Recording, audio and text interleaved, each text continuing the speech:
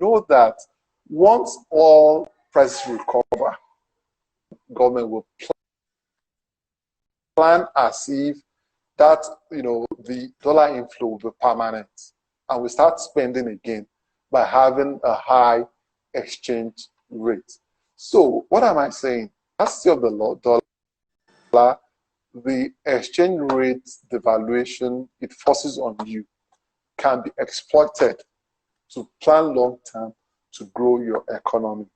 And we have a long way to go because we have a long history of policy. We're not policy credible, but there's something they call open mouth policy. If we start to say the right things, start to plan, this is how we want our economy to look. Post-COVID, first year, second year, third year. This is the kind of policies we'll pursue. And investors see that we are learning that, spending dollar inflows as it comes.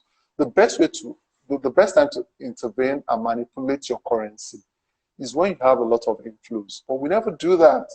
If you remember years ago, Nigerians used to go to Dubai anyhow to go and do birthdays, parties. Everyone was sending kids to study abroad who were going to, I think people were going to watch Elton John and all these, acts playing in Amsterdam during the weekend. All that wasteful behavior has been sponsored by the CBN, by the Nigerian government, making Naira very cheap. And we pay for it whenever the oil price shakes. Are we going to learn? There's a lot we can gain if we learn in the long term. And we can start showing now. Did you say making Naira very cheap or making dollar very cheap? You mean? Oh, sorry. Thanks for correcting me. Making dollars very, very cheap. It's been very costly to us. Imagine in 2017, part of our so-called foreign currency reform was for the CBN to come out and say, oh, we now grant access to people who want to pay for school, who want to pay for school fees abroad. That's the wrong priority. And we always forget this. A lot of the Naira sold, a good chunk, is Nigeria's money. If you sell high, if you sell the dollar high and you get more money to invest in education, in healthcare. So what we should, to summarize, what we should aim for is a midway price that we can sustain even when oil prices fall.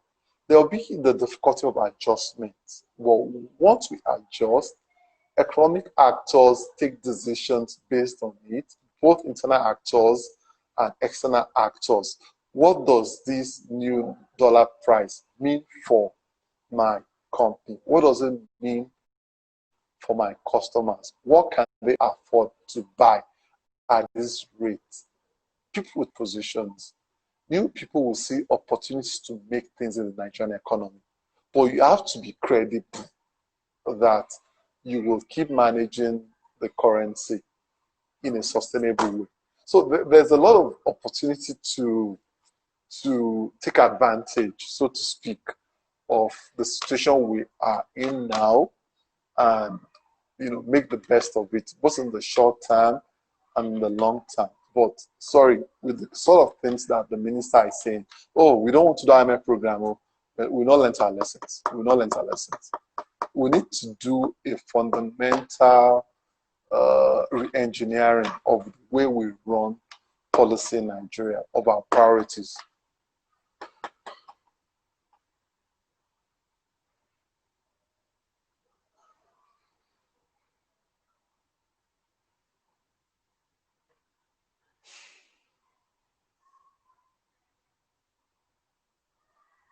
Yeah, someone is asking the impact on Nigerian household, job loss, and income loss.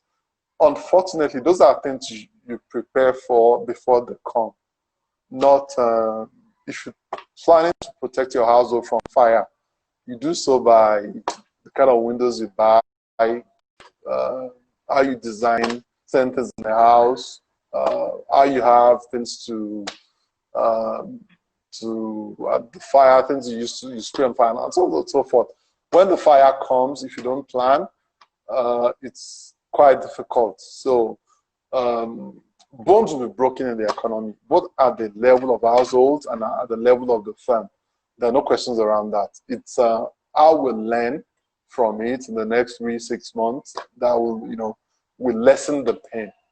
But the way oil prices are, the way activities in all the major oil purchasing economies are shut down, there'll be pain in the Nigerian economy. There'll be pain. So maybe if I don't know if I should even take this seriously myself, maybe there's chance to relocate labor from the modern. There's no use keeping people on government books as staff if you can't pay them. Maybe there's scope to relocate them to do useful things in agri as extension workers and probably as potential farmers. And that's also linked to security. So we need to replan a lot.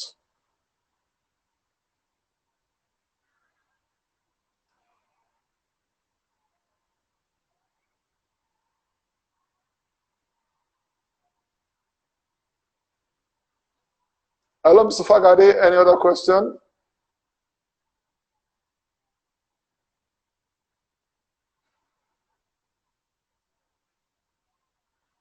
So probably I should say that the sector you operate in, you also have an extra responsibility to convince government to have the courage to do the right thing.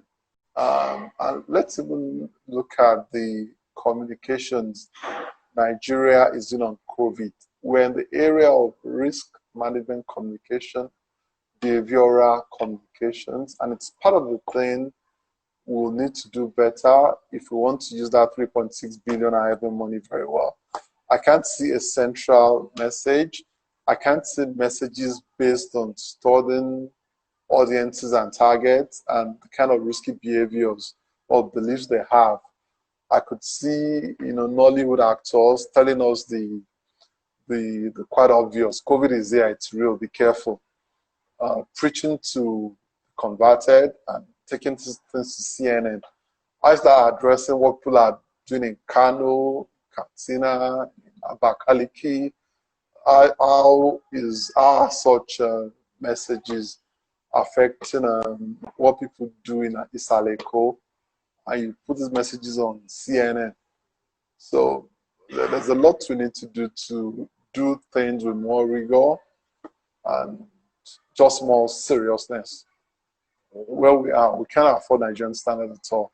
Nigerian standards and our oppositor. Thank you.